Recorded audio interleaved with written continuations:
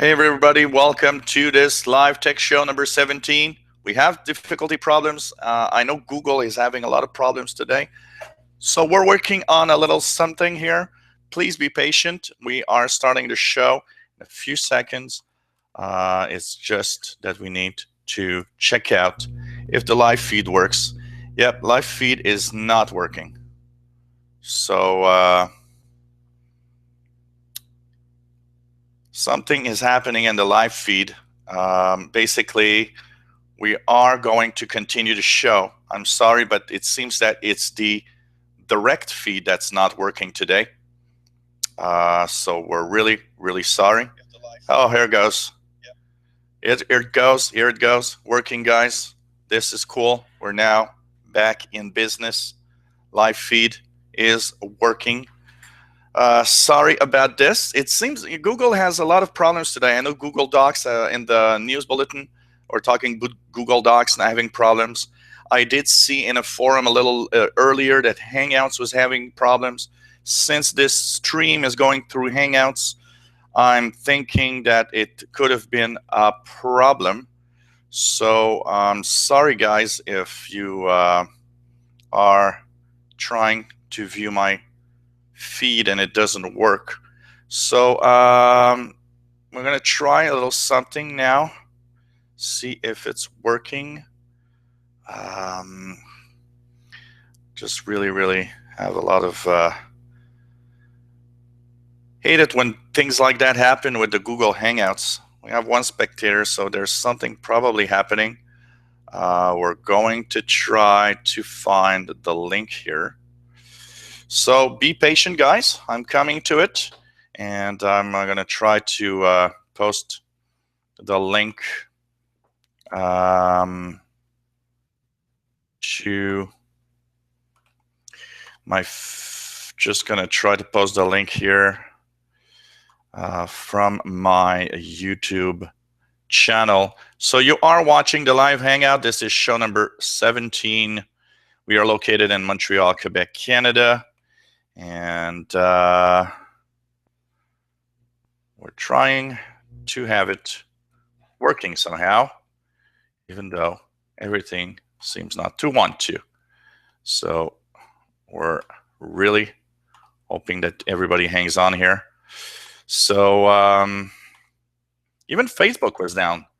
I couldn't access my account a few minutes ago. I don't know what's happening with the internet today, but really some weird problems here. So let's just check it out here. I'm going to try to work on something here because of this problem, and hopefully it's working well for everybody else.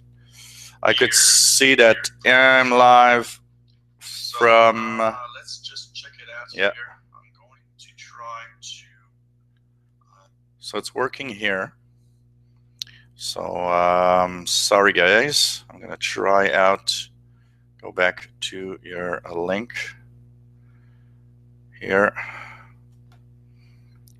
I'm going to answer questions. I'm sorry for those that would have missed it because of the link. I'm gonna send the link privately, a few seconds. Here it goes. Here it goes. So sorry guys, these are little things that happen. I'm really sorry. So really some little problems today.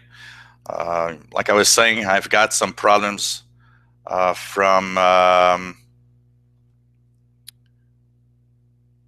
the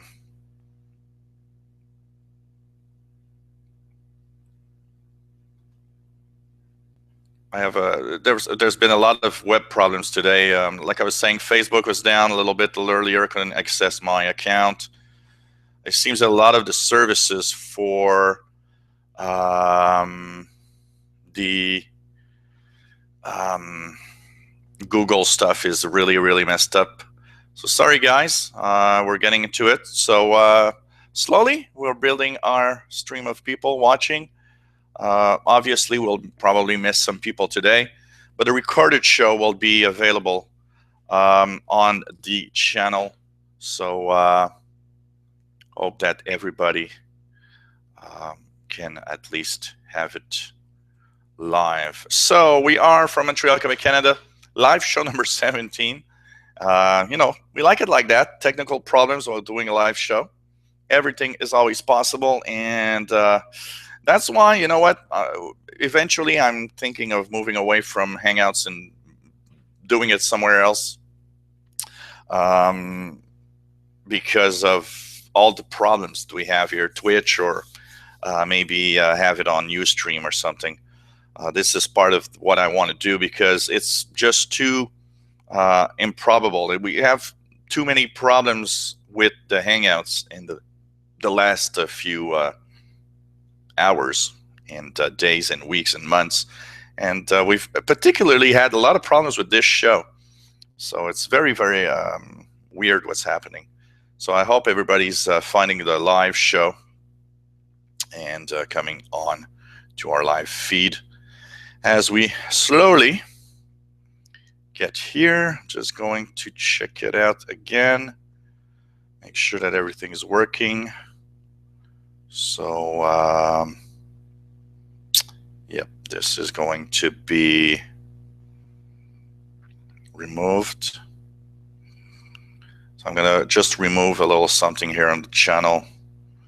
The live feed that was recorded and that didn't work well, it was for about 4 minutes, so that you guys stay on the real feed and don't look at the old feed. So here we are. We can now finally start our show. Hopefully. So thanks for everything. And sorry, guys, if I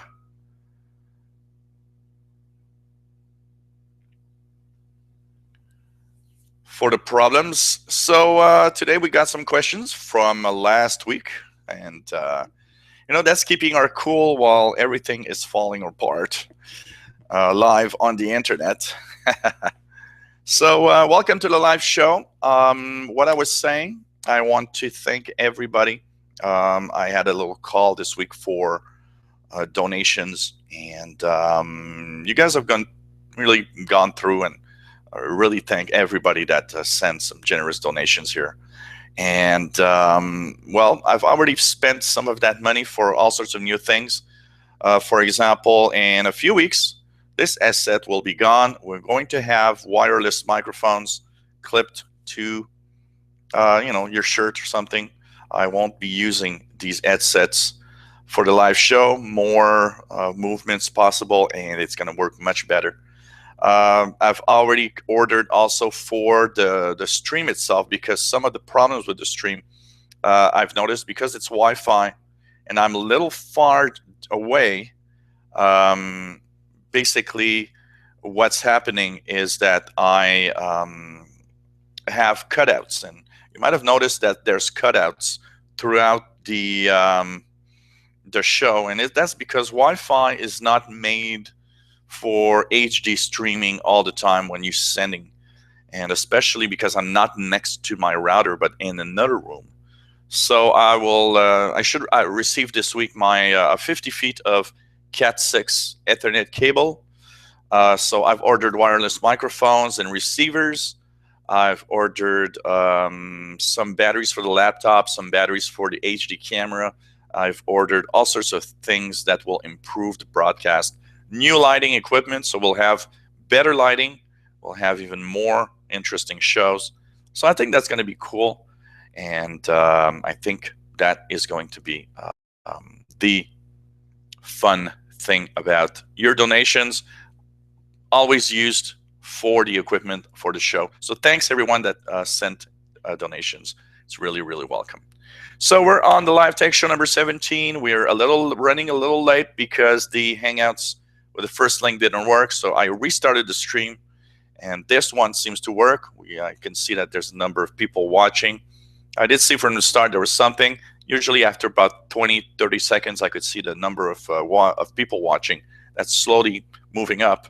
and here it was staying at 0. So it's like, okay, you're broadcasting, but you're not there really. And when I clicked the link, it said I wasn't there, as if the link wasn't good. So at least now we're on, and we're going to start with the questions that we have. Lots of questions from last week, and during the week, a lot of you have been sending out questions also. Let's start our show after a little panic attack of problems with the streams. Welcome, everyone. So, first question from Joshua. Joshua says that he's been watching my shows by rerun because he works when the live show is on. He says that he's got some malware that he had to fix and to remove from his computer, and thanks to my tips and tricks, he was able to remove most of it. And he says the question I have is, what is the top malware that infects computers? I know that you're a tech guy from what I've seen on your videos.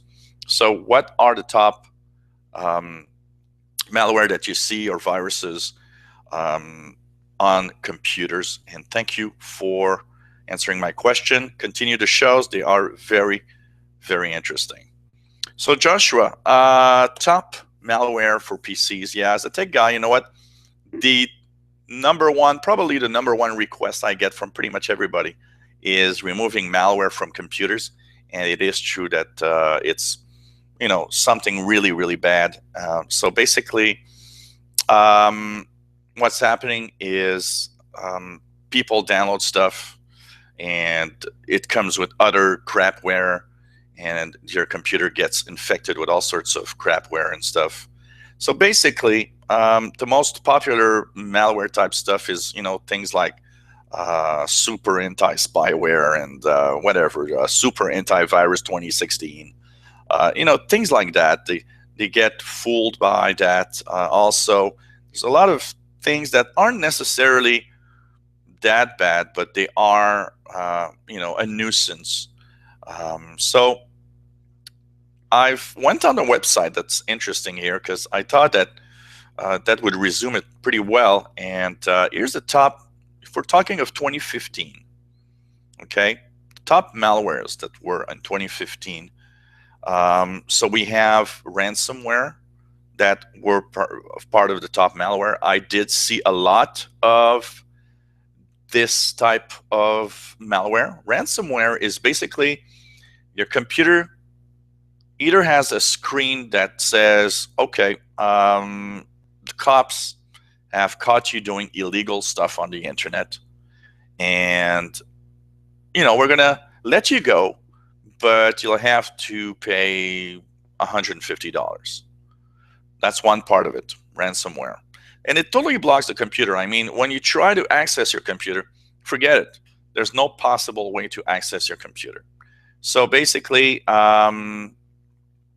that makes a lot of problem because you can't use your computer, and there's no way to actually, well, there are, but for most people, there's no real way to work around it. So that's one. And basically, you have to often you have to ask a tech guy to come and clean up the computer so that everything works. And that's pretty much what's happening with that type of malware. So of course you clean it up. They're trying to scare you basically here. That type of malware. If you look in general, because some people get freaked out, they see that screen, computer's locked. It says FBI, or here in Canada, RCMP, or police, or whatever, and it says the cops are coming.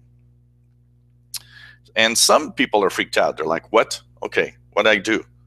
And basically, you get these on, porn sites or illegal downloads of software, stuff like that.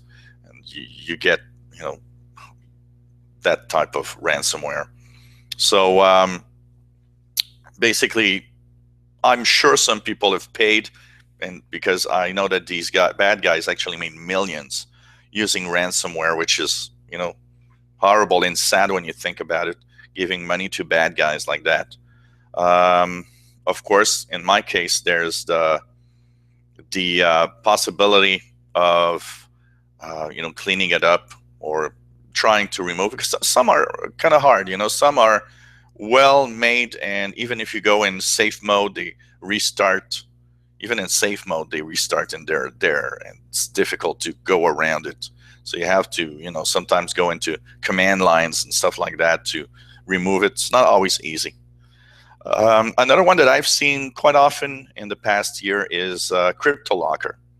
The CryptoLocker, which is there's one is CryptoLocker and BitCryptor. These basically, you're using a computer, and you start to see that the icons in the folders on your desktop, for example, have this weird new icon. Or you look at your documents folder, and you see that all the files are bizarre. And when you click, you can't open them anymore. And that's CryptoLocker and BitCryptor. And these were pretty popular in 2015. Basically, they encrypt your hard drive. And all your files, all your pictures, everything is encrypted. That means you just can't get access to your stuff anymore. And there were some interesting reports of that. There was the interesting report of, the police in, I think it was in Texas. There's a county where the police got attacked, and all the criminal files were encrypted. And they actually had to pay the bad guys something like $400 to unencrypt the stuff. That means, the security at that place wasn't very good. So basically, what's nice is that some of these big networks have been caught and stopped by police. And what's cool is that the police released the keys, because the problem here is, you might think, well, we'll try to decrypt it. But as long as you don't have that key, nobody can decrypt it. And the only way to decrypt it is to have the key for that. And so some of these networks were closed down by the cops. And what's cool is that the networks that were closed down by the cops actually released the keys to antivirus software, so that a lot of the keys now are available. So if you go to, if you were victim to one of those, you can actually get a tool to fix that. And it's really nice to have that, because, and often free. Most of the antivirus companies that I've seen have the tools available for free to decrypt your encrypted stuff. So basically, best, you try to clean it up. And if you ever see that your files are starting to get encrypted, you shut down the computer as fast as you can to lose the minimum amount. I had a client of mine that had the malware, and he was working, and he uses his computer to work. And basically what happened is that when he started seeing that the icons were changing, instead of stopping the computer, calling me, saying, hey, look, that's what's happening, instead of, I told him, you immediately shut down the computer and you wait till I go to your place to fix it. And instead, by curiosity, decided in the evening to open it again, turn it on. And he said, oh, well, I could still work my documents, so I thought it wasn't too bad. Well, it was bad, because while he was working, more and more of the files were encrypted. So, this is some of the malware stuff that we've seen. There's exploit toolkits. So the exploit toolkits, these are more difficult, because the exploit kits that are available, and what they do is they open holes in your computer's operating system. And these holes are used to inject stuff. So you might be infected by one of those exploits, and it doesn't show. Your computer's working fine. And someday that exploit is used to deliver malware, deliver adware, deliver worms and stuff, keyloggers that can check what you're typing, stuff like that. I have an example of how people sometimes are devious. I have an example of somebody that I know that she had a boyfriend that wasn't super super clean. We'll call it like that.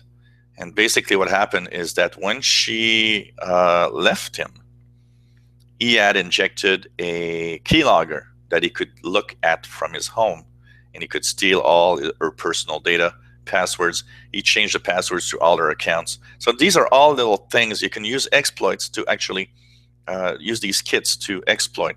That's pretty popular also. I've seen a lot of people wondering, oh, how come they've hacked my accounts? I got a good password. Yeah, but the problem is they've checked out the details, from the computer by using one of those keyloggers, for example. So they know that you've entered credit card info, bank info, etc. That's why, I always say, please use two-factor authentication everywhere. It's very important. A lot of the two-factor authentications work with vocal phones. Of course, the biggest problem with two-factor authentication is if you don't have a smartphone that you can receive texts or SMS. I understand that's a big problem, but I think that's very, very important today. With two-factor authentication, what's cool is that if you have such a keylogger in your computer, even if they have the passwords, they can't log in because you get secret codes here. Everything I do has two-factor authentication. So every time I want to go into an account, I get a code, a secret code here. That secret code is good 2, 3, 4, 5 minutes, depending on who's sending it. My PayPal account is two-factor. Every time I go into my PayPal account, I got to enter my secret code. You can't go in if you don't have it. That's why you could use it. Other popular malware are what we call PUP. What's PUP? Which PUP means potentially unwanted programs. A lot of stuff that gets through from software you install, all sorts of adware, all sorts of toolbars. I've seen people with like 10 toolbars in their Internet Explorer browser, and you just look at that and you're like, what the hell? And, these are potentially unwanted programs because they're not necessarily super bad, but they are there and they were installed very often in I'd say, barely legal manner because you were installing iTunes and you download iTunes from some other source than the Apple source, and basically you came upon that little malware or toolbar or potentially unwanted program that says, oh, I'm going to add smileys to your emails. That's one that was very popular for a while. Let's add smileys to your emails. Oh, that looks nice. I want to have that toolbar. Yeah, but it has a lot of adware and a lot of ads and a lot of stuff. It's bad. Rogue antivirus stuff. System Care Pro, Antivirus Pro 2016. Super anti-spyware plus 2016. Stuff like that is, really rogue antivirus. They pretend that they're scanning because you see these bars moving and they pretend that you're scanning, and basically they're not. What's happening is they're faking the scan. They're faking the fact that you have 18,000 problems. People call me up. Oh, I've got an antivirus that says I got 18,000 problems. Can you come and fix my computer? Yeah, the problem on your computer is not the 18,000 problems that it found. It's that software is the problem. stuff like that. What do you see? Fake tech support. That's very, very popular. Injecting stuff or going to a website that pops up or pop under a fake tech support page and says, "Oh, well, your computers." And actually, I've had there are a few sites that I went to with when I was searching for software at a certain point, and you sometimes go to these web pages. They're like, that's kind of weird. I don't know where that comes from. And suddenly, pop, you got that pop up or that page, and your computer's almost blocked. The browser can't close the browser. And it says, "Oh, your computer's infected. Please call this number. We're going to clean it for you." These are all fake tech support stuff. And it's sad because the number of clients that I have that were uh, kind of, really, really, you know, got into this service and paid money to these scammers, because these are scammers, and they take money for doing nothing basically. It's very, very sad. One very popular thing that was happening also in 2015, it was quite popular, and I think it's still popular. Fake tech support calls. Somebody calls you up from Microsoft. "Hey, your computer's been sending some error messages on the web," and people just say, "Oh, really? Oh, okay, let me take control." And basically, very often these are calls from India or Pakistan or places like that, and they call home. And they usually call landlines because people say, "Well, how do they get my phone number?" Well, if you have a landline, if you're still using a good old telephone landline, well, remember one thing: your phone number is still in a big book. It's still on the internet. You can find it. Um, and that's why mostly the people that were mostly affected most of the time were people with landlines at home, not with cell phones, because your cell phone is not anywhere in any lists. And I can tell you, I would fight really hard to make sure that cell phones are never listed. Having a listing of a cell phone, I would go crazy. I think if that would ever happen, would be really, really important to say no to that. So that's basically what happens. How do people have that on their PCs? Usually downloading software or going to websites that are kind of shady. And the tips and tricks to avoid them, I would say, when you download software, make sure that you download it from the correct source. I know it's not always easy. You can also use software. One that I'm using is Unchecky. The Unchecky software. If we go in and to the website here, Unchecky. Let's just check it out. Unchecky. Unchecky is a nice little software because if you're tired, like they say here, if you're tired of unchecking unrelated offers while installing software, Unchecky is a nice little piece of software you can install on your computer. And I want to thank you guys for letting me know. I didn't even know it existed, and it's very good because I've tested it a few times. What it does is it knows the bad software that you don't want, and it removes all the check marks from these software. So if you install something that comes bundled with other bad stuff, it's cool because Unchecky will remove the check marks, will answer no to offers for you. So even if you don't know what to answer, Unchecky checks it out all the time. It's a little piece of software that's running all the time on your computer. Very, very interesting. And so it's unchecky.com, and it's a cool piece of software to have. Be careful where you get your software. One thing for sure is to be careful where you also what site you visit. Make sure your computer's up to date. Very, very important. And that's how you're going to stay safe on your computer. So I hope that answers your question, Joshua. And let's move on as fast as we can here because we're a little late. Okay, Michael Rains says screen resolution. Says, hi there, I'm having trouble seeing my programs on Windows 10. Everything is so small. There's Photoshop Pro Show Producer. Can you give me some pointers? Please also, on this same subject, your help with Windows icons, that is fine, but the text is still too small. So everything that has to go with resolution and text size is very important. When you have a computer that changes resolution, one of the things that happens is that very often the text is very small, especially on very high resolution screens.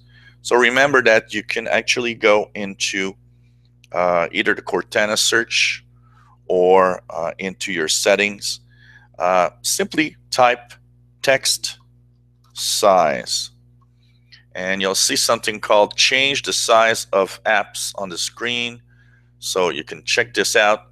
So here, change the size of text, apps, and other items. You have a slider. Slider can go from, in increments of 25%, 25 to 150. You have 125, and usually it's set at 100. So things are very, very, very small like now. So for example, here on this big 50-inch screen when I'm sitting, I want to see what I'm doing. So you can, put it as big as you want. It customizes everything. So all the apps, all the text, and all the items will change size with this. So just take the slider and move it to a setting that's good for you.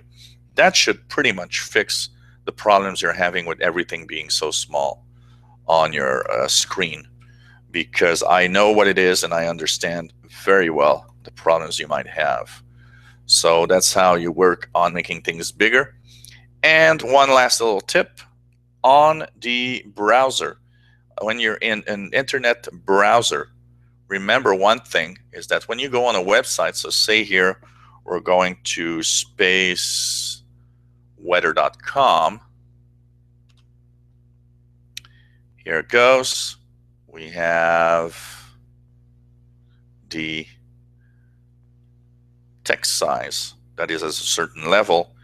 The little keyboard trick, very important, that nobody knows, but it's very important. CTRL, control key, and the plus sign and the minus sign. As you see here, minus makes things small, plus sign makes things big. Very important. This is one of the features that almost nobody knows about, and it's one of the best features that you can have. So minus, make it small, plus, make it big. It's a very, very useful thing to know when you're in a web browser. It works with all the web browsers: Chrome, Safari, Firefox, Internet Explorer, Edge. It's kind of a universal zooming in and out for web pages. So hope that answers your question, Michael, and that it helps you in having better screen size. Okay, let's go on. Windows 7 and Windows 8.1 support. Here goes. This is a question from Viper the Bookman. So Viper the Bookman says, okay, I've seen, so he was watching my news yesterday about support of Windows on older and newer hardware. What's happening with that? So he said that that Microsoft won't support older OS such as Win 8.1, so to speak, since that kind of old. Okay, first of all, if you have a computer running Windows 8.1 or Windows 7, that's not a problem. Support is there. It's, well, you will have updates and that continues working. There's no worry that, but there's a few things that you got to know is that for Windows 7, for example, Internet Explorer is probably not going to be updated. It's just going to be fixed for flaws and stuff like that. So that's one thing that you need to know. Very important. Also, um, with the newer hardware stuff, um, what you need to know is that Windows 7 and 8.1 won't be supported on new Skylake processor hardware, but Microsoft did release a list of about 100 different hardware configurations with the Skylake processor that it will support with Windows 7 and 8.1. So you don't have to worry that much. You just need to be careful what you choose if you buy something new, that it could support Windows 7 if you want to keep Windows 7 on your computer. If I want Windows 10 on my 6-year-old Dell Inspiron 530 desktop, can I have Windows 10 Home on two PCs on my old 6-year-old Dell PC, upgrade from Vista to Win 10, and still have Win 10 Home on the PC I use in now? If makes sense, your opinion on that. Well, you'll have to pay twice, because you have two PCs. You'll have to pay twice. That Vista computer is not compatible with the free upgrade to Windows 10, unfortunately. So you need to pay if you want to upgrade that Vista to Windows 10. You'll need to pay again on that new PC for a Windows 10 Home. Computers, the operating systems that Microsoft sells are for one PC only. So every time you want to have another PC with Windows, you have to pay again. Unfortunately, you got Vista on that computer. The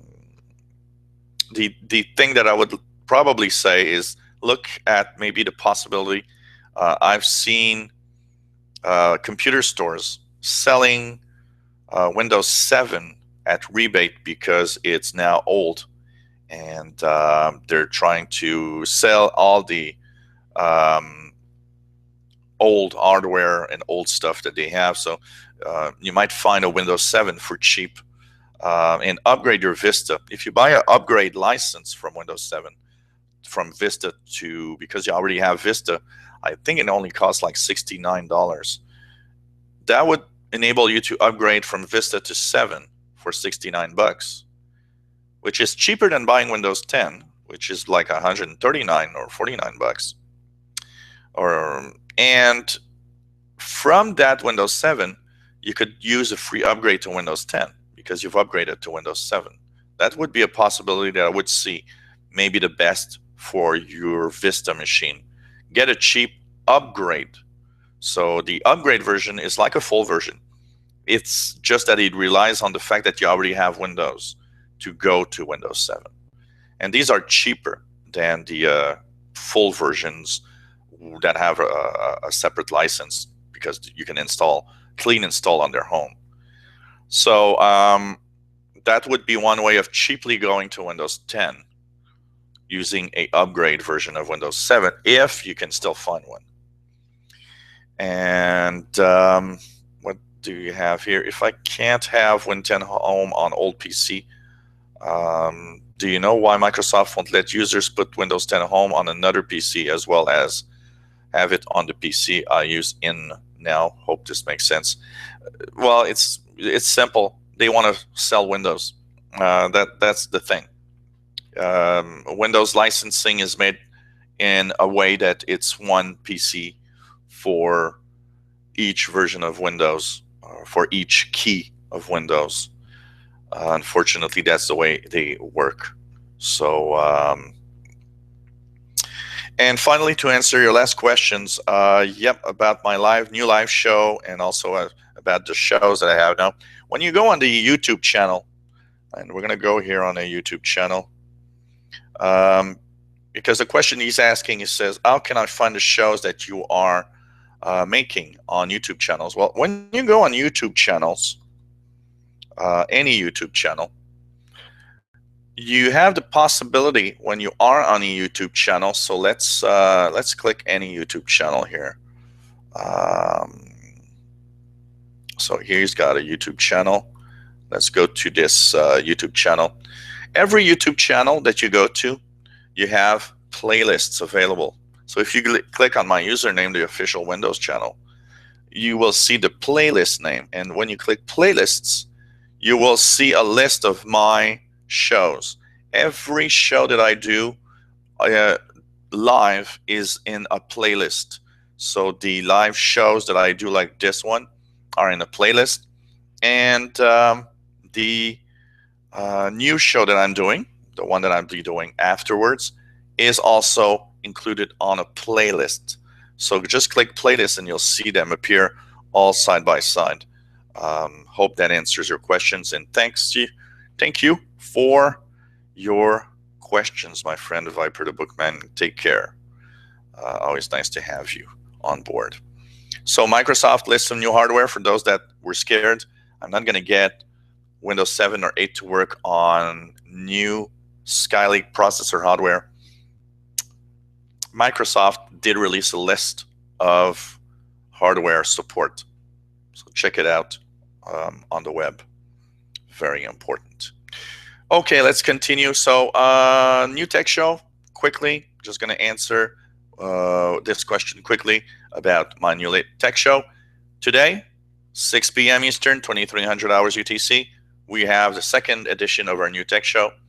And basically, I have quite a few subjects now, thanks to all of you that have been sending me suggestions for my shows. So today, by user request, how does YouTube work? How does it work? Why do people put videos on? How does it get to me from me posting this on the web and you guys watching it somewhere in the world? All the little details, some really fun facts about YouTube. If you want to learn more about how YouTube works and the fun things about YouTube that you will learn today, join me after this show. Have an hour break, then at 6 p.m. Eastern Time, 2300 hours Universal Time, live show.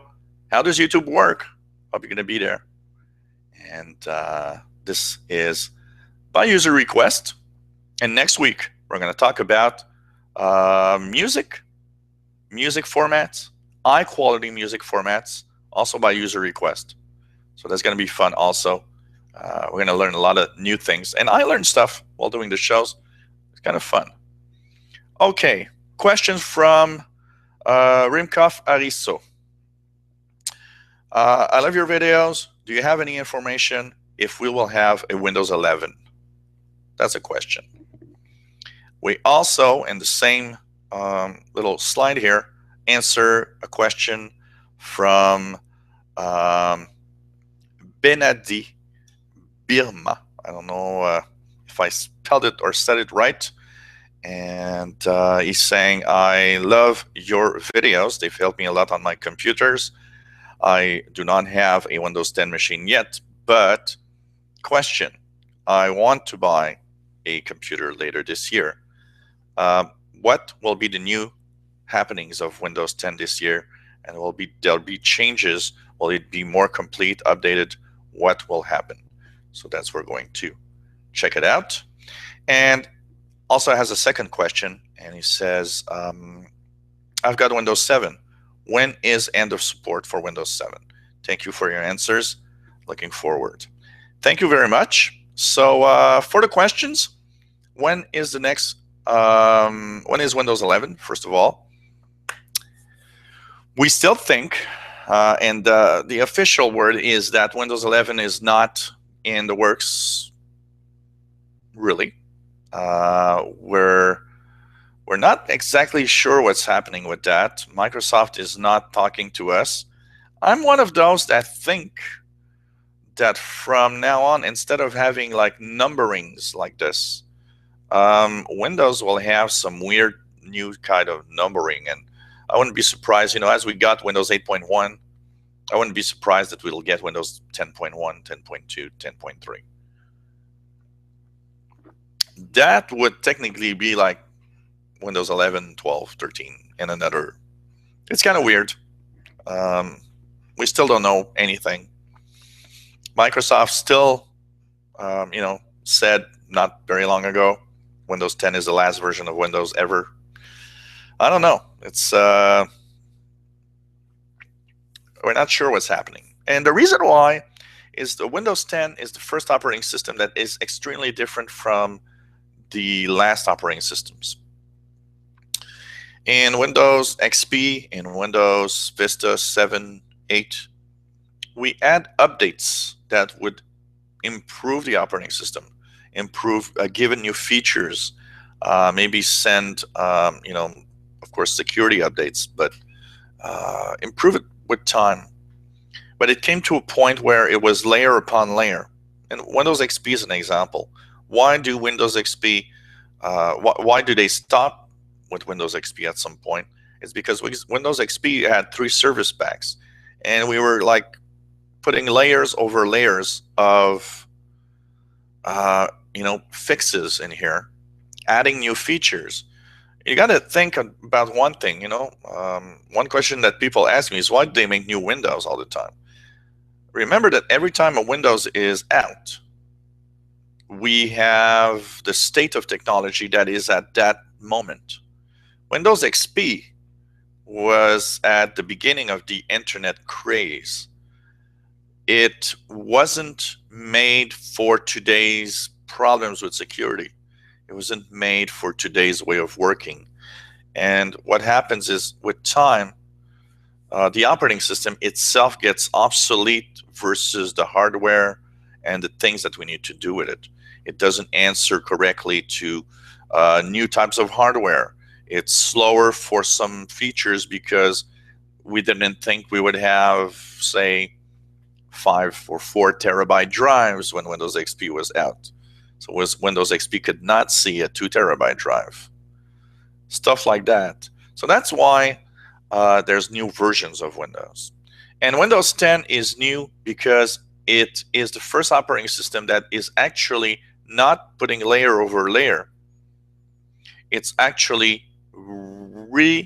almost reinstalling another Windows 10 every time there's a big update.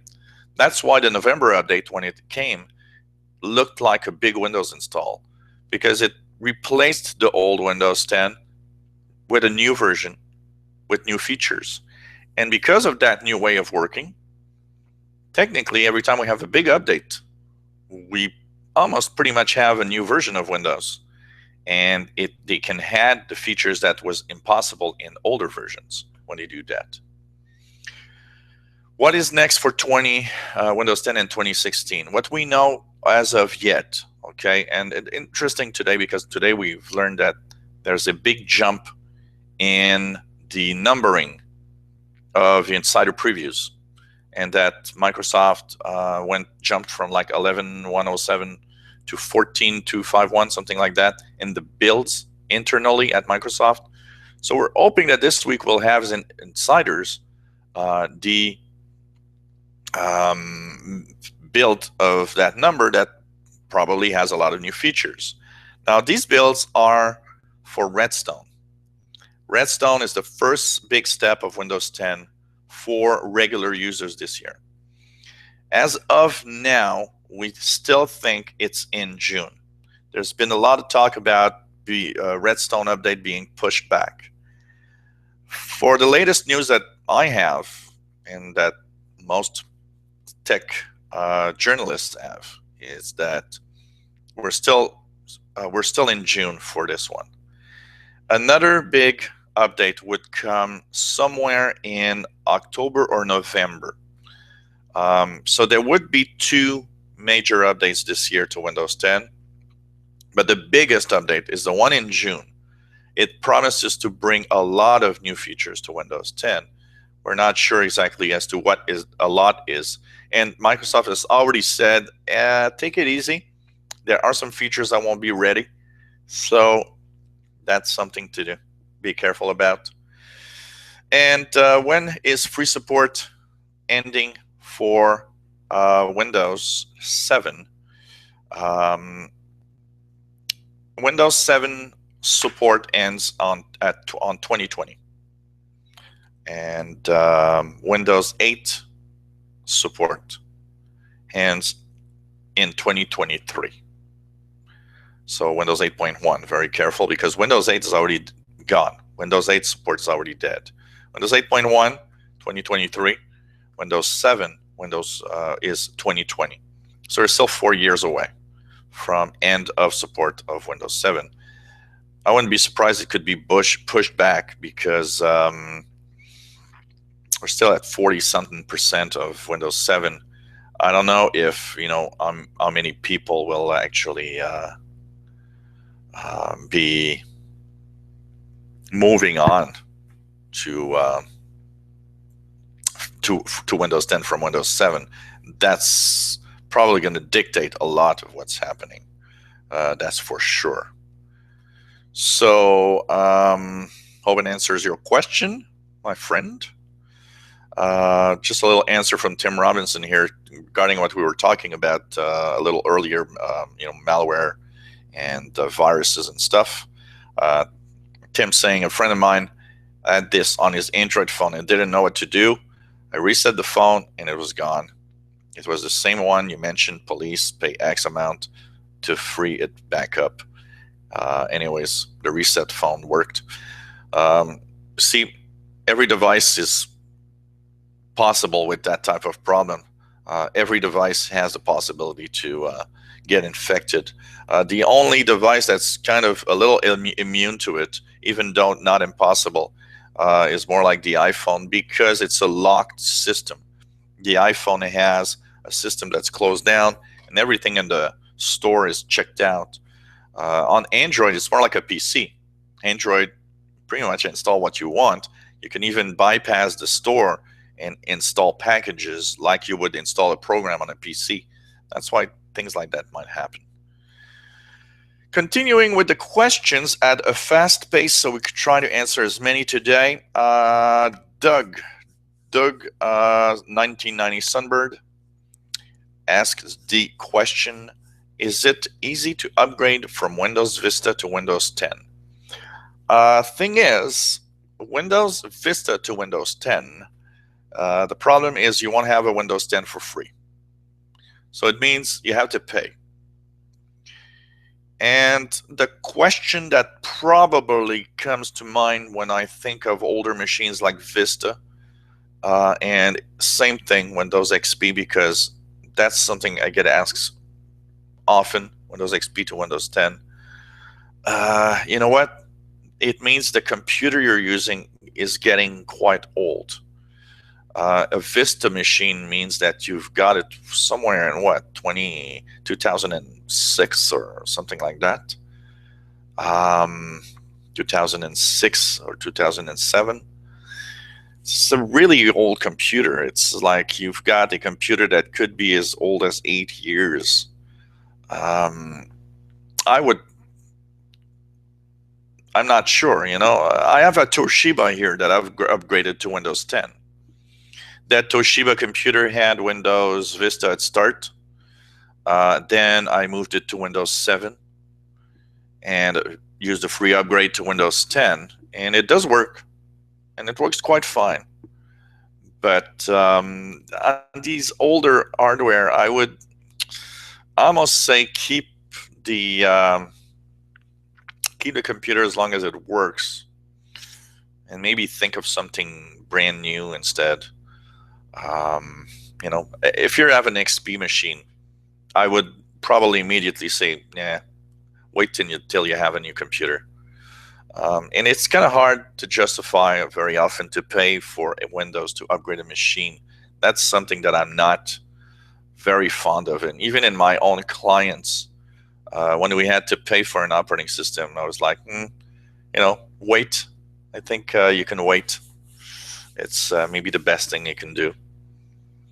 And if you really want to do it, I think the best route it would be if you can find a Windows 7 update, which would pass from 10 to Windows 7 for not too expensive, and get a free upgrade to Windows 10 from there.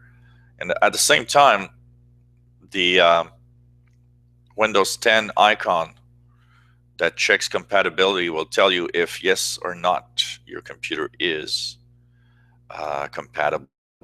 So that's pretty much what I would say here. So I would say it's better if you have XP, buy a new computer to get Windows 10. If you have Vista, I would probably say the same thing unless your computer is really, really powerful for a Vista machine. Hey, you're watching the live tech show. It's already 4 o'clock. It'll be a little shorter than usual because we had some technical difficulties thanks to Google Hangouts that happened today. The link was not working, but we're here, and that's the important thing. And we're continuing with the questions. We have Stephen Mail that is sending out some suggestions for my new show. And that's interesting.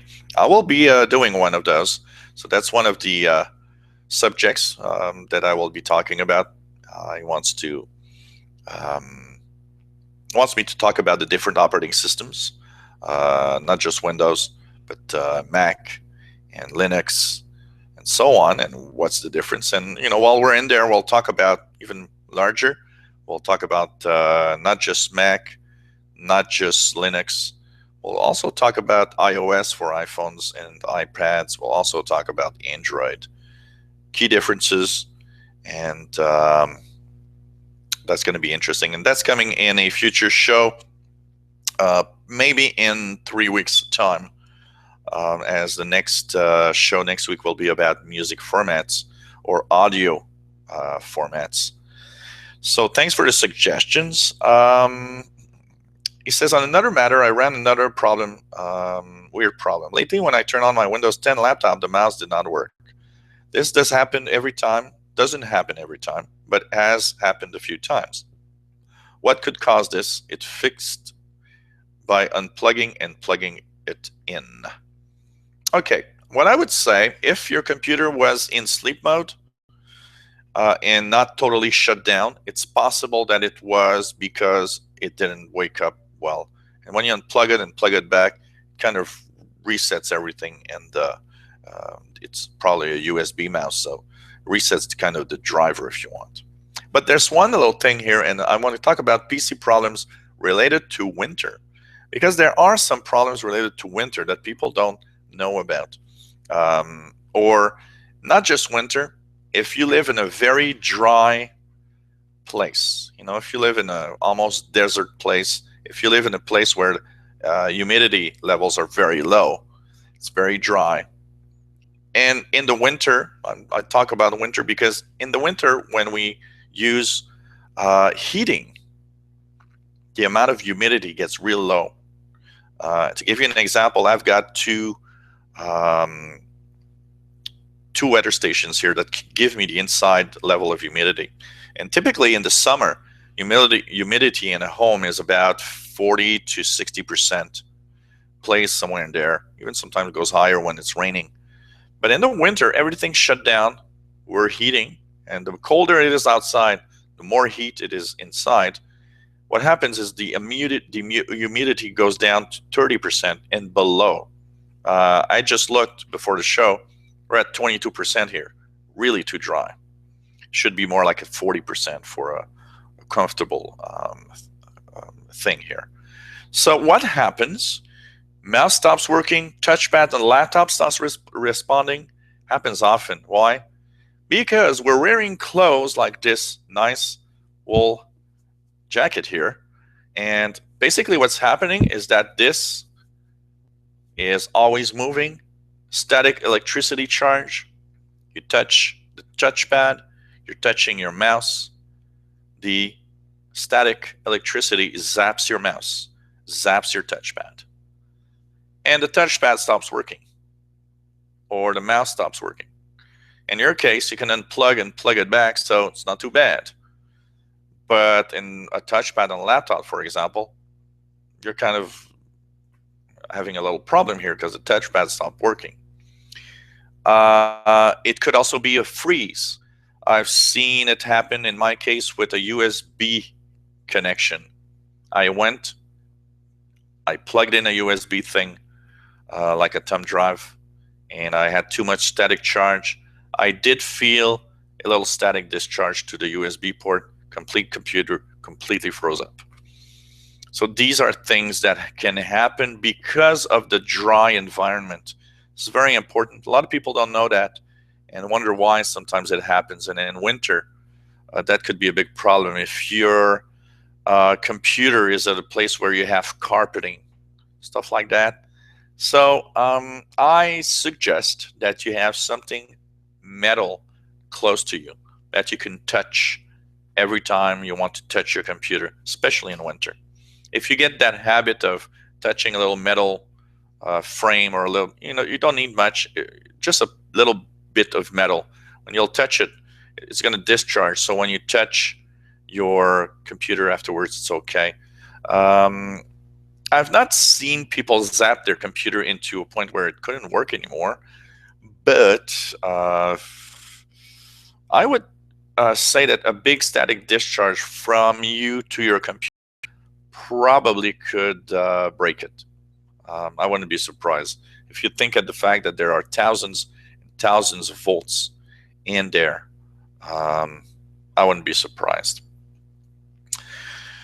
Okay, what else does our friend have here? It says, I wanted to know and ask you, I did a Windows 8 upgrade assessment on my Windows Vista, and it seemed that I had the bare minimum requirements. When I went to install, I received an error message that I needed Windows 7.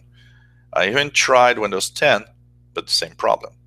Also, with this computer, I did a Windows 8 transformation. When it starts up, it looks like Windows 8.1. With the Metro app, I even have a Charms bar and full screen and an app list. Since this computer, Pentium 4 Hyperthread 1GB RAM, does not run well, slow, can't open my apps, but I can still use it to watch YouTube videos. I had to manually install Vista SP1, SP2. Since every it would say it installed SP1, it did not, and this update would keep showing up. At least it's not crashing every 3 days or so. Okay, sent proudly from Windows 8.1. So Steve Mail in Aurora, Colorado. What I have to say here, a Pentium 4 Hyperthread is a very old computer. And the problem with having bare minimum, because it's not just that. Yes, when you look at Windows, you have bare minimum usage, and the bare minimum of a computer is actually not necessarily enough.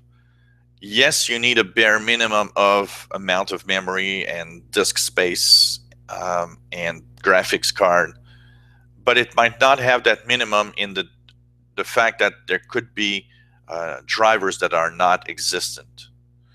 A Pentium 4 hyperthreading also does not support UEFI, which is a new extended way of using BIOS.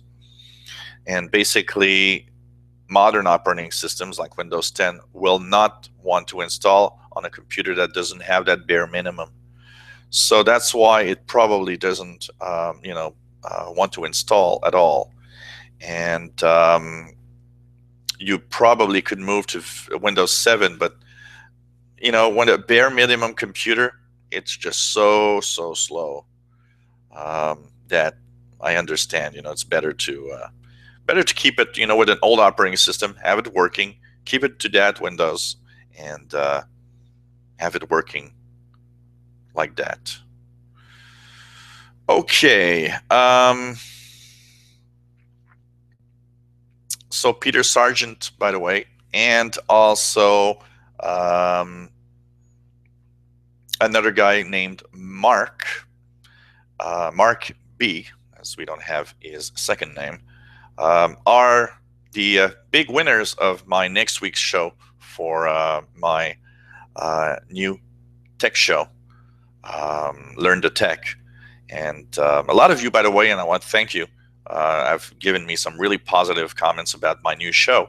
It's really cool to have that. So he's a music fan, and they are music fans, and they're going to want me. That's why they want me to talk about music formats, the MQA files, stuff like that. And so we, of course, are having a nice show put up next week for that. I've already started doing my homework, and we're going to have a lot of fun. I've already had a few ideas of that because I love music also. So Peter Sargent and Mark, next week will be dedicated on the Learn the Tech to you guys. Thanks for the suggestions for my new show. We have a question about Mail app from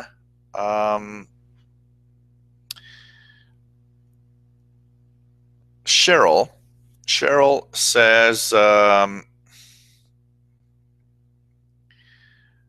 she's receiving emails with links and that she can't click links in Windows Mail.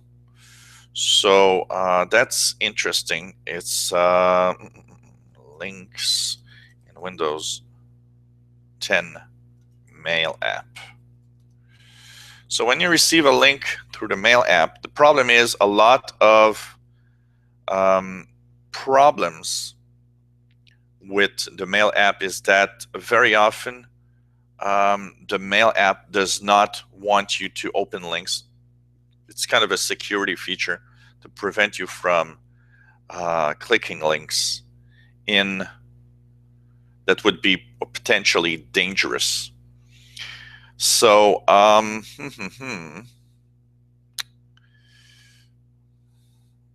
if you have problems with links, forgot to check this one out before the show because I wanted to check it out.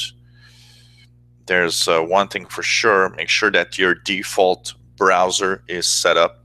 So one of the first things you'll need to know is in Cortana, search for default, and you'll see default programs. When you're in the default programs, make sure that web browser has a default program. See here, I don't have a default. So that would prevent links from opening because the computer doesn't know with what to open. So you can click here and you have a list of browsers. There's always one that says recommended for Windows, but I would think that that's probably your problem. The browser is not set. There's no default browser set up. So click the browser you want to use. I'll click Microsoft Edge in my case. But if you have other browsers, if you use Chrome or Firefox, they all appear in this list. Internet Explorer also. Once you've done that, it will appear here. And once you have that, I can bet you that if the link you click should work, basically. I would think that is one of the main problems here that's happening with your links, not having the default browser. And that could be from the images you're sending, which says or states unable to open, and you've got the link there. I'm pretty sure that's what's happening here. And so make sure that you go and check the default program. Make sure that you add a browser to default browser in it, and I think it's going to work. I think that's the only problem from what I could see here. And keep me updated if you have a problem with that, to make sure that you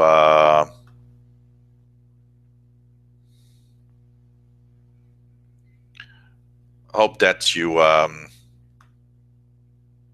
have it fixed thanks to that little tip. Another question for the Mail app, and this one is from Joseph. Joseph says, hello, I've been watching your shows, very interesting. For some reason, I've been able to find where I can add or remove mail accounts in Windows 10 Mail. Can you help me with that? Love your shows, love everything you do. Please keep up your good work, and please continue through 2016 and forever helping us. Hey, Joseph.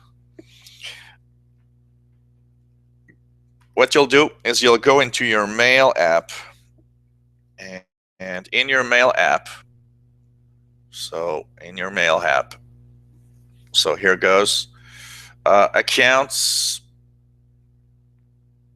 you'll go into accounts, so let's go into accounts, you'll go into new mail, sorry, no new mail, you'll go into the little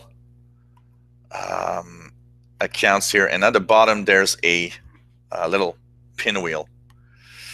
And the pinwheel, you have on the right side of your screen, manage accounts. So once again, you go down to the little settings wheel at the bottom, and on the right side, manage accounts. Here you have a little plus sign, and that plus sign gives you the possibility to add an account. So what you want to do, click the plus sign, and it's going to ask you what type of account you want to add: Google, Exchange, Outlook, Yahoo, iCloud, other. If it's a local POP account from your own internet service provider, you just go there and you follow the instructions, enter the email, the passwords, everything. If it's a two-factor authentication, like for example a Gmail, maybe you have two-factor, you'll have the code to enter, and everything is going to work fine afterwards. So it's as easy as that. Sorry guys.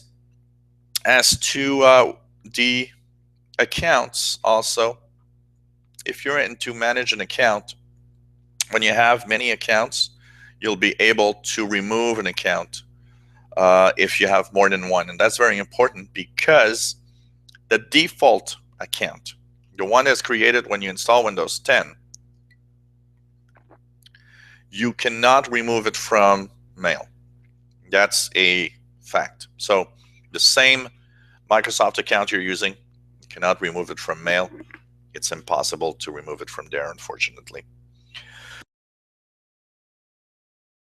So hope that helps in creating a new account in Windows 10 Mail.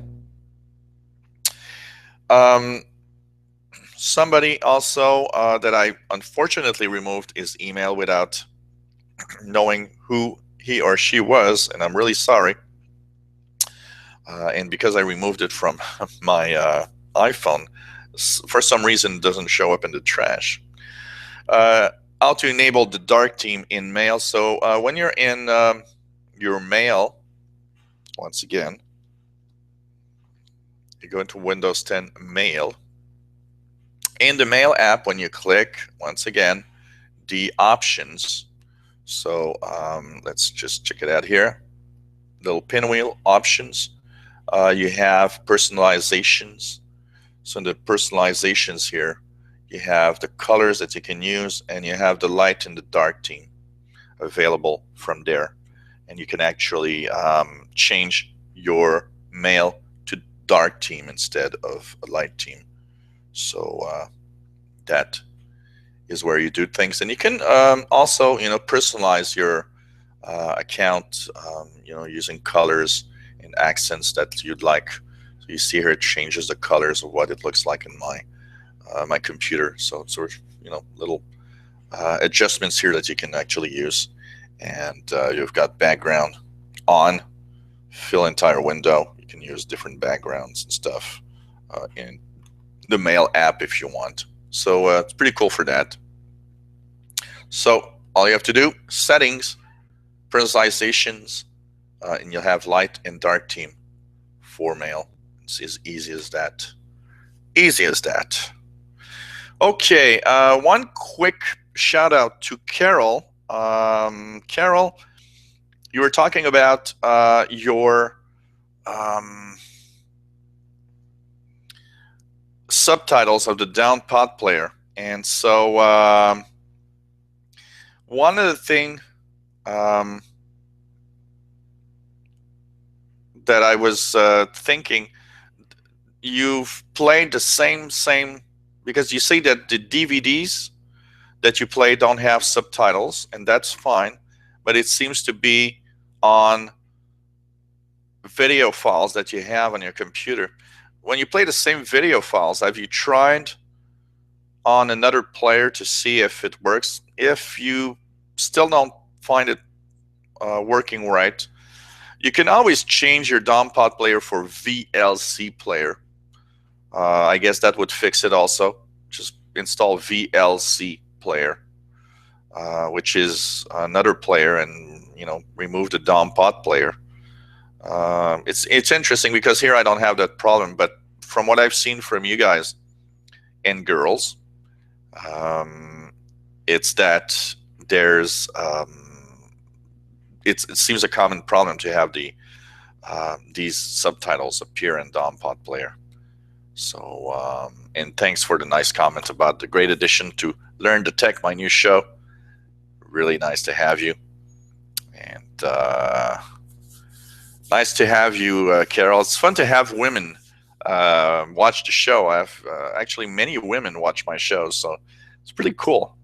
I really, really like that and enjoy it, and especially fun to have, not only guys. It's a tech is a very guy thing, and it's fun to see that there are some women actually enjoying the hobby and watching my shows. So okay, let's continue on. It's we're moving fast today. It's pretty cool, at least. We'll try to answer the most questions possible. Original Windows on OEM PCs. OEM PCs are PCs you buy from the original equipment manufacturer. So an HP, a Lenovo, a Acer, a Toshiba, and so on. Here there's Steve Mail in Aurora, Colorado. It says, my main computer came with 8.1. I upgraded to Windows 10, then 8.1 through the Windows Media Creation tool, clean install. For some reason, only came with a disk of Lenovo 8.1 drivers pack, version 2 for consumer desktops. Some of my missing drivers are on this disk. Is it safe for me to install this disk of drivers, or will it interfere with the current operations? Nope. If the drivers were made for Windows 8 and you reinstall Windows 8, you can use the driver packs from that disk. It should be fine, and it reinstalled the drivers.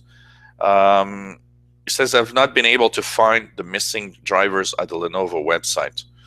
Install it from the disk and it should be okay. I don't think you're going to have any problems since it's the same operating system. Another thing is, now I'm wondering why I did not get an original OS disk. I do have 8.1 OS backed up on a USB. Would there be any possible way to get the original disk? I still have the original recovery partition on this computer. Basically, if you got it backed up on a USB key, for a simple reason, that's the way that it was done starting with Windows 8. On Windows 8 computers, well, first of all, let's go back in time. Computers don't come with disks for the operating system anymore, and that's been for many years now. I would say the last time I saw a disk with a computer, maybe a few with the Windows 7 operating system at the beginning of Windows 7, but then it quickly was removed. And the reason why these companies started thinking, hey, we can save 25 cents per PC if we don't pack a disk. And 25 cents per PC when you sell 100 million PCs is a good amount of money. So basically, that's what happens. They are cheap, so they don't want to spend money. Basically, what happened when that was happening is that they included in the software that comes with the computer a piece of software that says, hey, I can make a recovery media with the Windows you have. You'll need 3 or 4 or 5 DVDs, or with Windows 8.1, even better, a USB thumb drive. And that's why you have a USB thumb drive. It's basically that your operating system is on the USB thumb drive, and that replaces disks that came with the computer. You still have the original recovery partition on the computer, and that's cool because you can reinstall from the original partition if you want, and not from the USB. But keep your USB key because it has your Windows. That's pretty much it. If you want to have an original disk, most computer manufacturers will offer it at a fee. So it might cost you $30, $40 to get disks because they don't give them away, they sell them now. So that's pretty much what's happening. But I bet if you call Lenovo, they would say, well, yeah, we can send you a disk with the 8.1 operating system, but it's going to cost you $20 or $30. That's pretty much what's happening. And PC makers are not giving manual for another question that I've seen this week. Same thing. A manual is expensive. And, a lot of people tell me that. It's like, oh, I did not get a manual with my computer. Yeah, fortunately, you don't have manuals today. But that said, you can actually go to the manufacturer's website. They usually have a complete manual in PDF form that you can download from HP or Acer or Dell or Lenovo or whatever manufacturer of your hardware. So hope this answers the questions. Windows Live Mail issues. 2 people have problems with the Windows Live Mail this week. There's a James Capel. James says that he's got an error message where he can't unable to send or receive messages for Hotmail account. Hope this test works. You might not have updated your Windows Live Mail to the latest version. What I would recommend to you, okay, and you won't lose anything because Live Mail is only, showing you what you have in your Hotmail account. First thing that you should do, right-click on your Start button, go into the programs and features of your computer, search for something that is called Live Essentials, Windows Live Essentials or Microsoft Live Essentials. Click on it, and once you click on it, you'll click the uninstall button that you'll see at the top appear. So uninstall Live Mail, because it's going to ask you what you want to uninstall.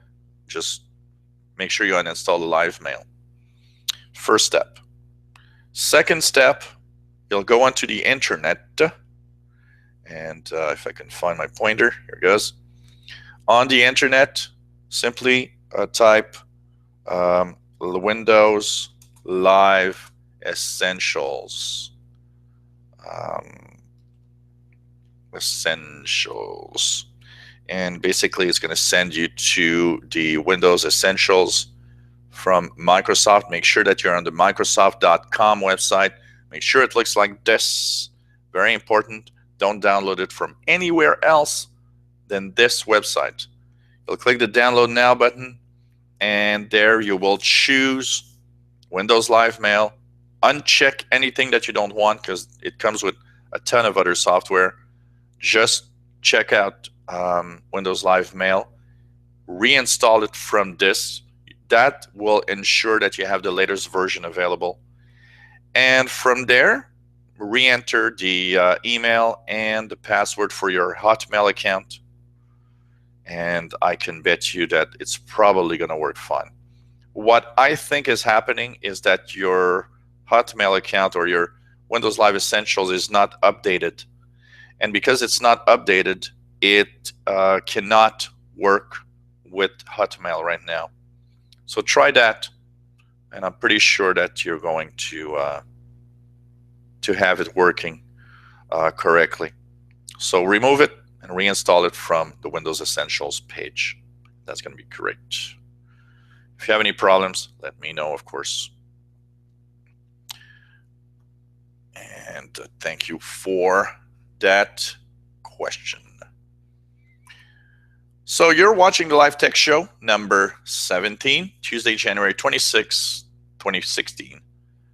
If you want to have a email insert, you can send your emails with questions about anything about tech. Help with your computers at gmail.com is the place to go. And hope you enjoy this show where we answer your questions. So we're going at a pretty fast pace today.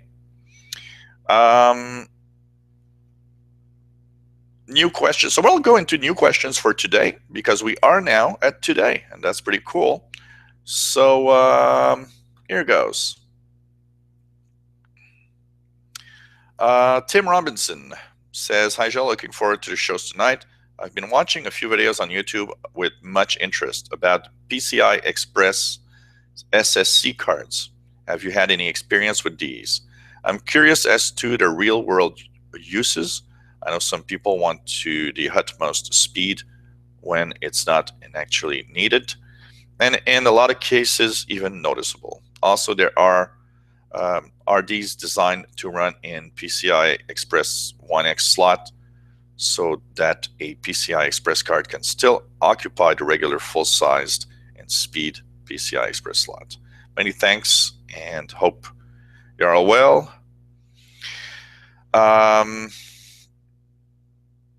And you're mentioning in a second email that it could be a topic for a Learn the Tech video also.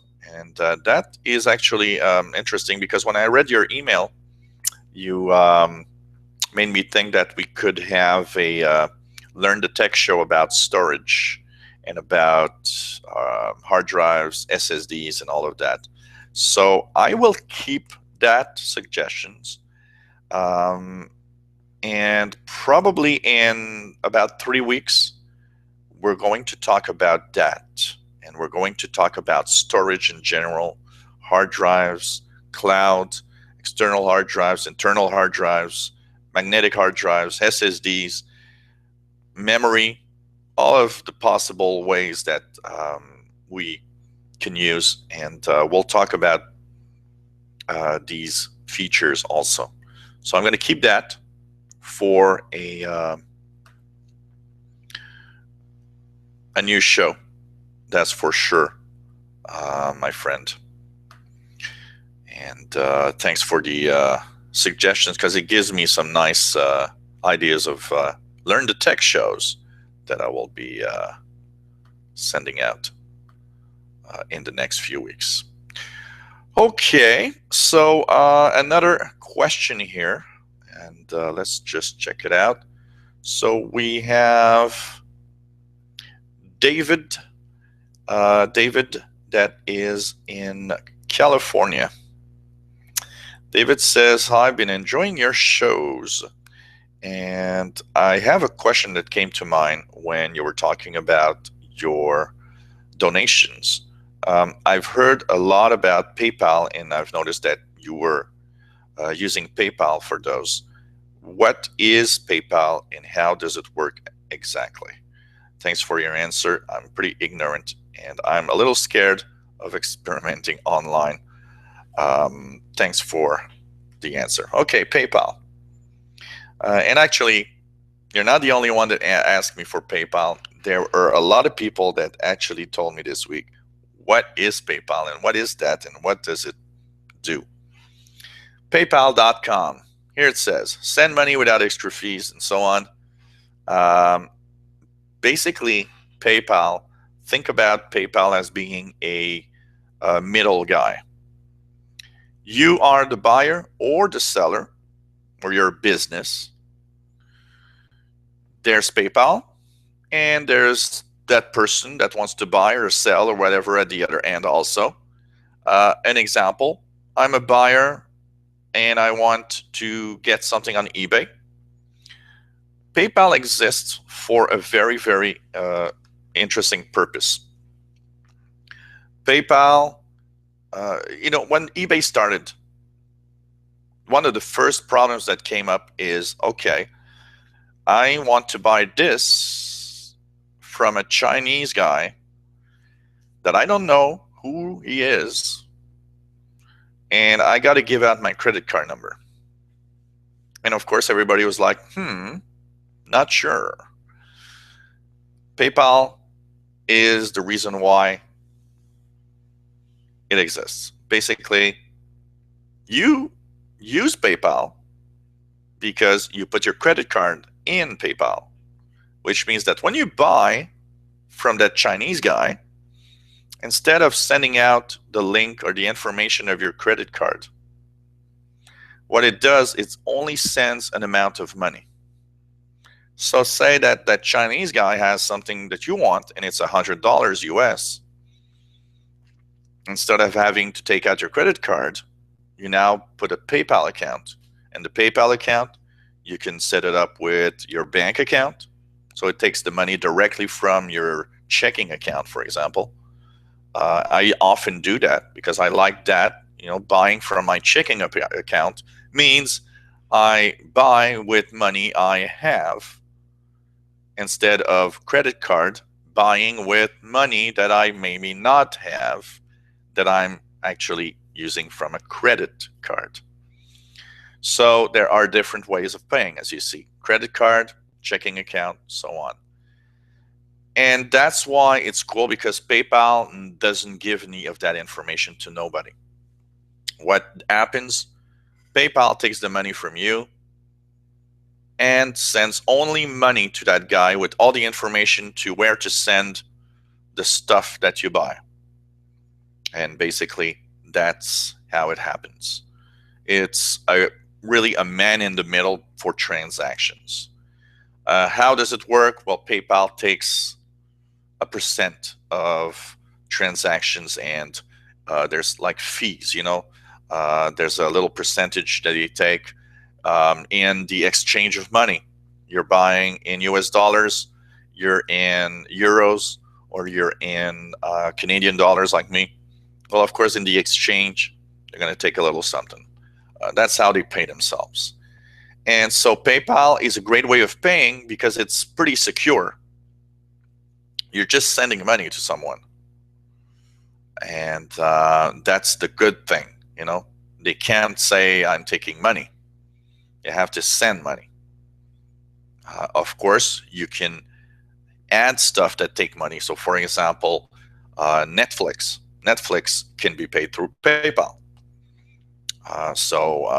My Groove Music subscription takes money through PayPal. Stuff like that. I like using PayPal a lot for that.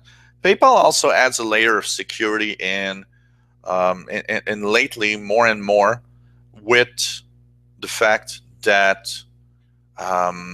they kind of let you know that you can actually send back an item, or you can actually dispute a transaction. You've received that thing from that Chinese guy and it's all broken up. So you're like, okay, I've received my tablet and the screen's broken. Well, you can, ask the seller and say, hey, you're gonna have to exchange this. Say the seller says no, you go through PayPal, and in PayPal you say, okay, I want to report this guy. I want to have my money back, and PayPal is going to do steps. It takes time. That's probably the bad side to it, but it usually works well. So it takes time, and I've used that a few times. Saying to PayPal, well, that Chinese guy that has sent me an item, I didn't receive it, and you make a dispute and say, well, I didn't receive the item and I want to have my money back, and so on. So slowly things happen and you have an exchange through PayPal. Usually when you do, one of the most important things about anybody that has a PayPal, and that I think is very important, please have two-factor authentication on your PayPal. Two-factor authentication will make sure that nobody can have access to your PayPal. Think about one thing. PayPal is like your bank. It's money. Basically, it's money. And because it's money, it means you can actually lose money. PayPal is also something cool for businesses. If you're having an online business, PayPal is one of the ways that maybe you can set up the business and have money sent to you. Once again, I think it's something that you should have as a business online, for a simple reason. If we don't know who you are, having a PayPal account means that when I buy from you, I will not send you my credit card info or any personal info that you can use and maybe, try to fraud and get more money from me. So basically, that's what PayPal is about. And it's easy to set up. You just go to PayPal and start setting up your account. And, you can, if you want, not put a credit card or anything. What you could do is send money through your checking account, for example. Say I'm going to send $300 to my PayPal account. I'm going to leave it there. That's money that I can spend if I want to, stuff like that. So thanks for the question. That's pretty much what PayPal is all about. Another question from um, Jeb Anderson. Jeb says, I was watching your show the other day, and I am not sure, but I think I see icons on your desktop that look like Commodore icons. Am I right or wrong? And what does it mean? I used to have Commodore 64 computer when I was younger, and I really would like to know, is it possible to play Commodore games on a PC? Is there something out there for that? Thanks, love your shows. Okay, Jeb. Yeah, not wrong at all. When you look at my desktop, so we'll go here, Commodore. Yep, and I'll even go a little further. Look at this. Here is a Commodore 64 computer. And you are right. This is an emulator. There is a emulator, and this one is one of my favorites, which is CCS 64. So just remember CCS 64. It is one of the great emulators out there. It enables you to play Commodore 64 games. Just plug in joysticks. A reason I have this is because I had a Commodore. I still have a Commodore 128 here that does play Commodore 64 games. And when I get nostalgic, I fire up this emulator. What's cool also about the emulator is that it works on old machines. So if you have an old Commodore, say you have an old Pentium 4 computer lying around, why not turn it into an old Commodore 64 gaming machine? That's something I always wanted to do. Use an old machine and dedicate it to just Commodore 64 gaming. So this is through emulation. Somebody did an emulator to simulate a Commodore 64 computer. Basically, you have every options available in the menus up there. So you can actually use a joystick if you have joysticks for your PC for gaming. You can use them and play with your joysticks.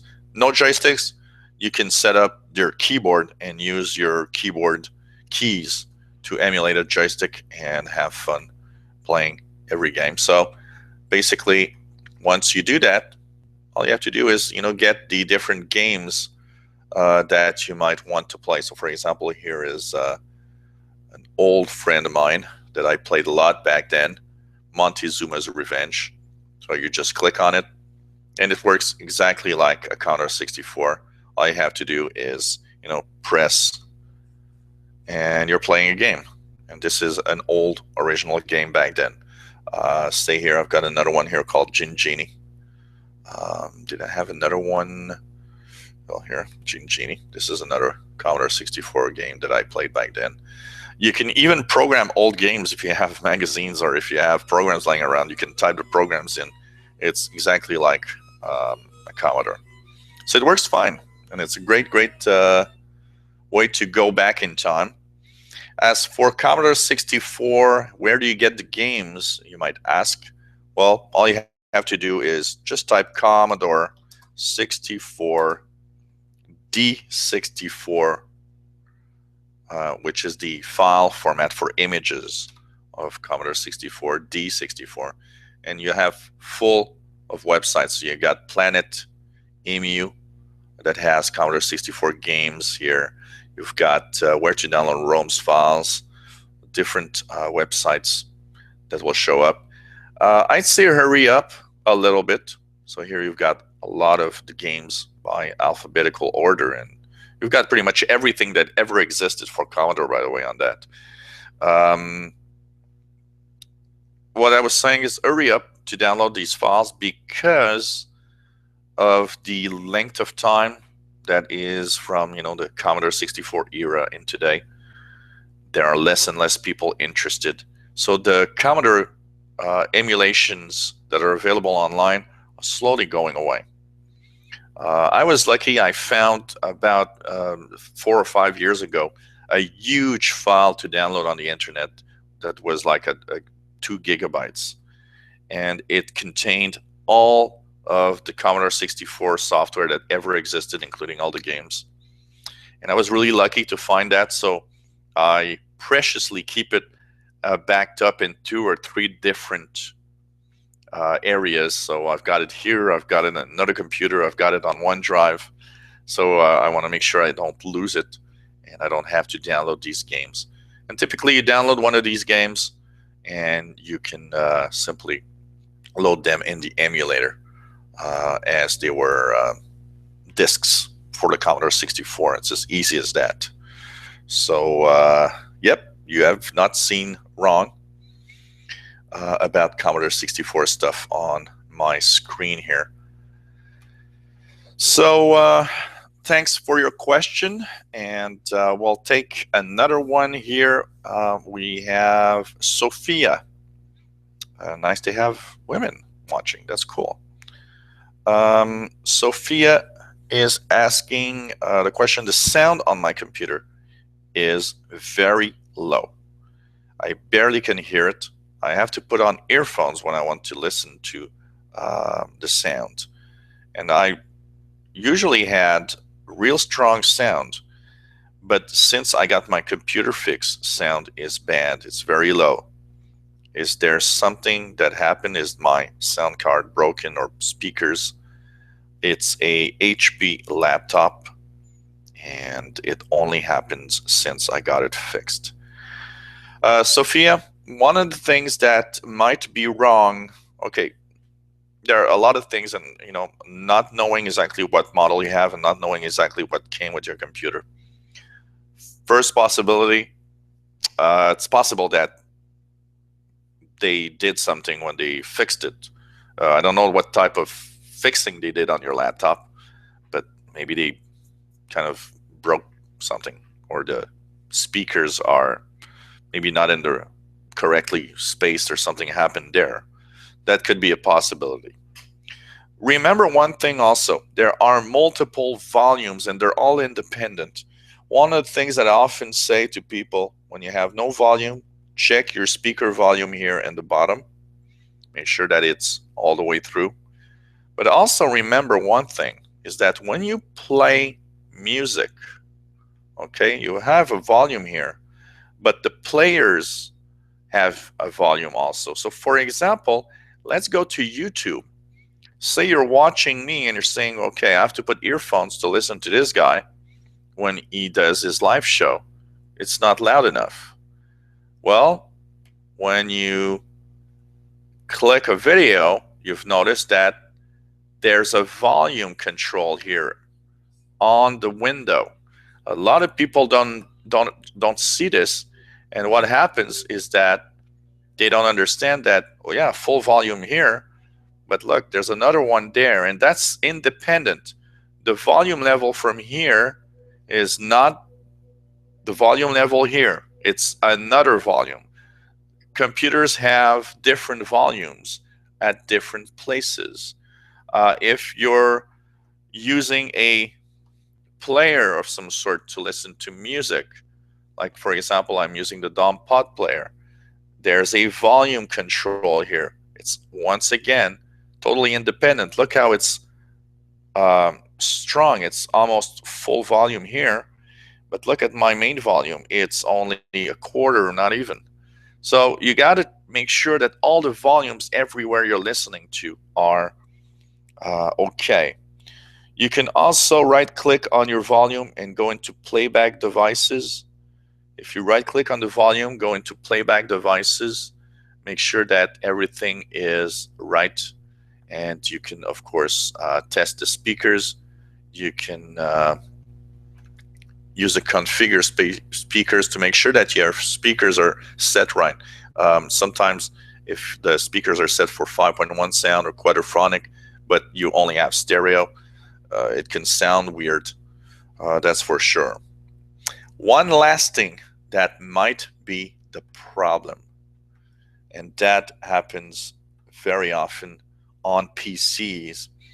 If what you mean by your computer got fixed, it means that your computer got reformatted. It's possible that they didn't install the basic software from the computer, and um, there are some software that are installed for specific capabilities of a computer. For example, my Toshiba I have here needs something called SRS, premium sound or surround or something. So SRS surround sound, and that comes from the um, the computer itself. The SRS sound, when I installed this app on my Toshiba, suddenly my volume is like full level. It's really blasted. It's really strong. So that's one thing that might be missing. Try to go to the manufacturer's website. Go to um, your HP website. Go with the model number. Check out the downloads they have available. Check what's available in the audio department. It could be that the driver has all sorts of capabilities that boost the audio.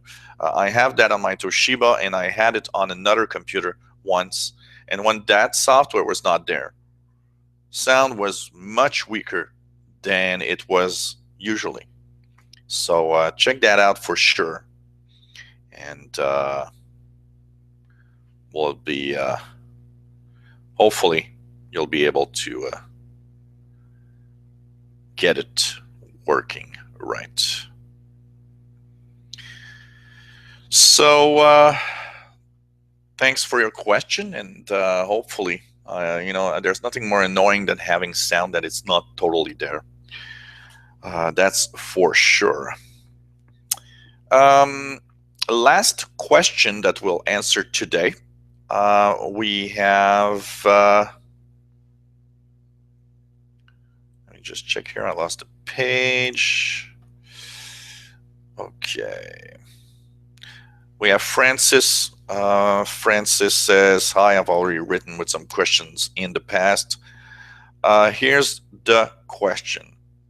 I've bought a graphics adapter card with more memory for playing my games." And he gives out the Radeon number and everything. Oops, sorry, Cortana, just starting here.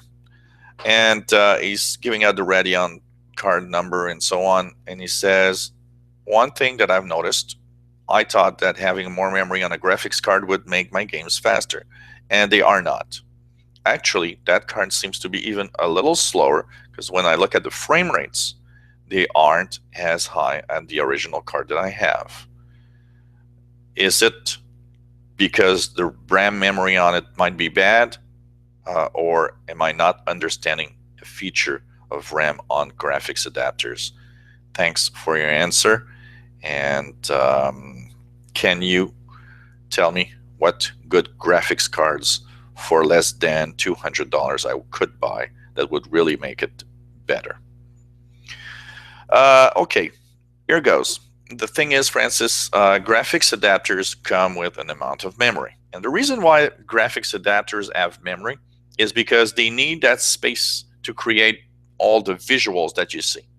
So, for example, just to have this blue, non-moving live text show number 17 page, the graphics adapter on this computer has a spot in memory that's used to just have that bitmapped, basically. So it's using a little bit of memory. And because this TV is 50-inch and that the resolution is very high, the higher the resolution, the more memory it needs to do the same job.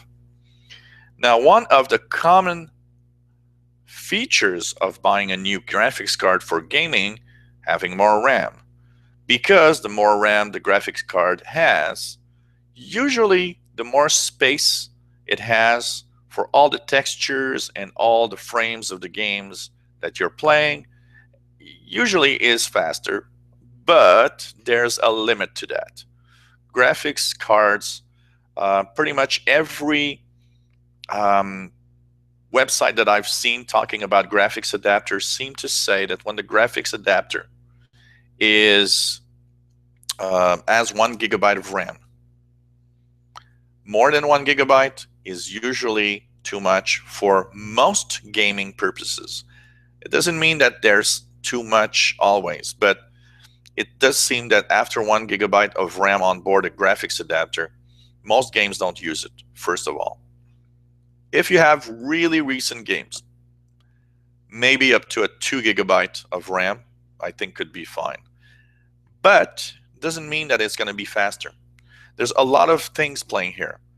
What you need to look at when you buy a graphics adapter, yes, the amount of RAM is important.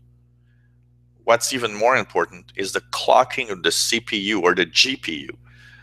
In a computer, we have a CPU, a central processing unit, for the computer itself. It's like a brain. In a graphics adapter, we call it a GPU, which is a graphics processing unit. And that GPU has a clock speed, like a computer has a clock speed. So when you buy a computer, you'll see it's a Core i5 machine running at 2.4 gigahertz. Some running at 2.7 gigahertz. Some are running at 1.8 gigahertz. That's the amount of clock cycles. That means technically a 2.7 gigahertz clock CPU will pass more instructions per second than a 1.8 gigahertz. Same goes for a graphics adapter. The clock speed is very important. The more the GPU or the core is fast in clock speed, the faster it processes everything on the screen. Another thing to be careful about is the different versions of all the options of that card. When you buy a graphics card, you'll see that it comes with all sorts of ratings like, oh, this one comes with a pixel shader 1, and this comes from, highlight 4.0 and whatever. There's all sorts of little things like that. Make sure that the card you have is at least as good and does at least the same the other one you have, or even better. See that yours made pixel shader 1.5. You look at the store, the other one says pixel shader 1.7. It has a new that core that makes that job. So it's very important. It's very complex to choose a good graphics adapter. As for graphics adapters, you could look at, I don't know, top 10 graphics adapters. So top 10 graphics cards. Let's see here. We have Tech Radar here that has a nice article that says 10 best graphics cards in the world. So these might be a little expensive, I have to say, but these will give you an idea of maybe what you could buy. And they all come with probably pricing. So, go through websites and check out the 10 or check out the best graphics adapters available and check them out. There's a lot of websites that also will do charts on gaming graphics adapters. That's for sure. So here you have FutureMark that says best graphics cards January 2016. So you can check that out and look at what are the best graphics adapter. They have a nice list here once again. and choose something from there. And the last thing, okay, because here you got prices that are just really high. I don't think you want to pay 2,000 for a card, but to go through the list, because there are cards you see here 280. We're going far in the list. You'll have cards that are sub 200, so check out all of the list. Last thing that I would say, so for example here, Radeon R7265 is 170 and so on, and it compares all the cards, so you see they're going by descending order of performance basically in their benchmarks. So this is a nice list here for futuremark.com. One last thing to just remember, okay, if you have an old computer, if your computer is 3 or 4 years old, remember that these graphics cards, these newer graphics cards, will probably not take all the capabilities that they can, because your computer's ports and slots are slower because of the age than they are today. So it might not necessarily work much better also.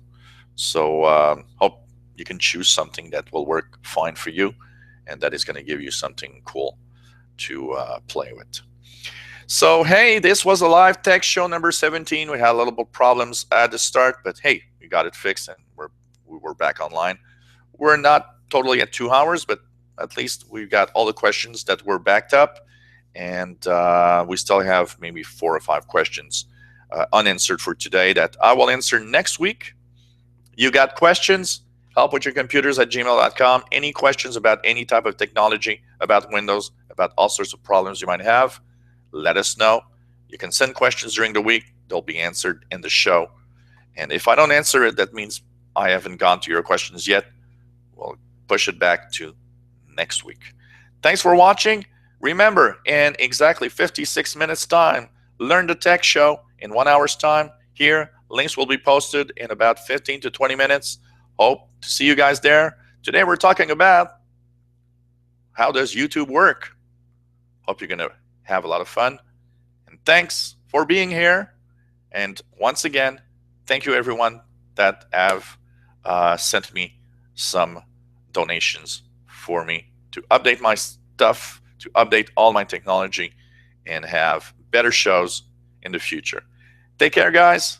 See you next week, 3 to 5 p.m. Eastern, every Tuesdays, 2200 hours UTC. And see you later in 55 minutes for Learn the Tech, show number 2. Bye.